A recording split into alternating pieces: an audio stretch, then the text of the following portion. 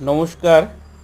আজকের আপনাদেরকে আমি কোমরের একটি ব্যায়াম করে দেখাবো। যাদের কোমরের মাসেল দুর্বল তারা কোমর ও পেটের পেশির শক্তি বাড়াবার জন্য এই ব্যায়ামটি করুন। 8 থেকে 10 বার করে করতে পারেন। প্রথমে হামাগুড়ি দেবার মতন অবস্থানে যান। তারপর পিঠ ও কোমর শ্বাস ছাড়তে ছাড়তে নিচের দিকে নিয়ে যান। তারপর 10 সেকেন্ড হোল্ড করুন।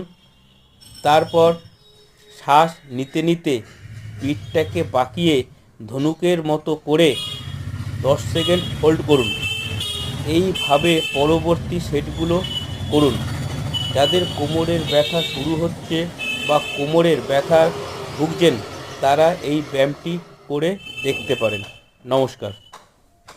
কোমরকে শক্তিশালী বানাতে গেলে কোমর আর পেটের ব্যায়াম দুটি ব্যায়ামই করতে হবে। আমার ভিডিও আপনাদের কেমন লাগছে তা অতি অবশ্যই আমাকে কমেন্টের মাধ্যমে জানাবেন। আর আপনাদের যদি আমার ভিডিও ভালো লেগে থাকে তবে আমার চ্যানেলটি লাইক ও সাবস্ক্রাইব করবেন, কারণ আগামী দিনে আমি আরও আপনাদের জন্য নিত্য নতুন ভিডিও নিয়ে আসতে চলেছি। কিভাবে আমরা সুস্থ থাকব, হেলথ ইজ ওয়েলথ। নমস্কার।